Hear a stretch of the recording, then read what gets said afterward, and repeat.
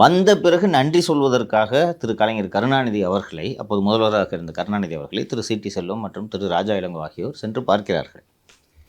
பார்ப்பதை அரசு செய்தி குறிப்பாக வெளியிடுது, நீதிமன்றிகளாக நியமிக்கப்பட இருக்கும் இந்த 2 பேர் வந்து பார்த்தாங்க என்று.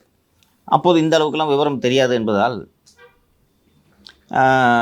நான் சரி அதுக்காக போய் பார்த்தாங்கன்னா அதுக்காக ஜட்ஜு அப்படியா வந்து திமுக ஆதரவு நிலைப்பாடாக எடுப்பார்கள் என்று நினைத்து கொண்டிருந்த தருணத்தில், அப்போது நான் நடத்தி கொண்டிருந்த அந்த சவுக்கு வெப்சைட்டு, சவுக்கு.net என்ற அந்த வெப்சைட்டை ஒரு கட்டுரை தவறாக போய்விட்டது என்பதற்காக ஒட்டுமொத்த இணையதளத்தையே முடக்குவதற்கு அப்போது நீதிபதியாக இருந்த திரு சி.டி. செல்வம் உத்தரவிட்டார்.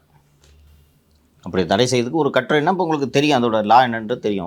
இவங்க கண்டிச்சாங்களே விகடன் இணையதளம், ஒரு கார்ட்டூனுக்காக விகடன் இணையதளம் தடை செய்யப்பட்டதற்கு வேகமாக கண்டன அறிக்கை தெரிவித்தார்கள் அல்லவா. அப்போது திரு சி.டி. செல்வம் தான் இதை முடக்குகிறார். ஒட்டுமொத்த வெப்சைட்டையும் முடக்கிட்டு அந்த கட்டுரை எழுதியது சம்பந்தமாக சிபிஐ விசாரணைக்கு உத்தரவிட்டு விட்டார். அப்போது இருந்த சென்னை மாநகர காவல்துறை இதை சரியாக விசாரிக்கவில்லை என்று சிபிஐ விசாரணைக்கு உத்தரவிட்டு விட்டார். அப்போது அந்த இணையதளத்தில் பலர் கட்டுரை எழுதுவார்கள். நானும் கட்டுரை எழுதுவேன், பலரும் கட்டுரை எழுதுவார்கள். பல பேர்கிட்ட யூசர் நேம் பாஸ்வேர்டு இருந்துச்சு, இவர் தான் அட்மின். ஏன்னா அதெல்லாம் அந்த அரசியல் கட்டுரைகள் எழுத தொடங்கிய காலம். எனக்கு எழுதுறதுக்கு ஆசை, நானும் எழுதிக்கிறேன்னு சொல்லிட்டு நானும் ஒன்று எழுதுவேன்.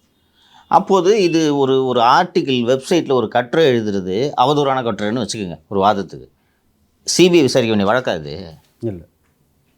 அதில் தொடர்ந்து கடுமையாக விமர்சனம் செய்வேன் திமுகவை. அதுவும் ஈழப்போர் சமயம் இப்படி எழுதியிருப்பேன். இல்லை உங்கள் ப்ரொஃபைல் பிக்சரு, கவர் பிக்சரே வந்து ஒரு பக்கம் நீங்கள் இருப்பீங்க, இன்னொரு பக்கம் விடுதலை புலிகள் தலைவர் பிரபாகரன் இருப்பார். கடும் கோபத்தோடு அப்போது எழுதுவேன். அதுவும் வந்து தமிழர்களெல்லாம் கொன்று குவிச்சிட்டு செம்மொழிக்கு மாநாடு மறைக்கிறதுக்கு, அதை மறைக்கிறதுக்கு காண்டாக இருக்கும். உண்ணாவிரதம் இருப்பார், 2 மணி நேரம் உண்ணாவிரதம் இருப்பார். இது தத்திங்கினதம் போட்டு இருந்தார்.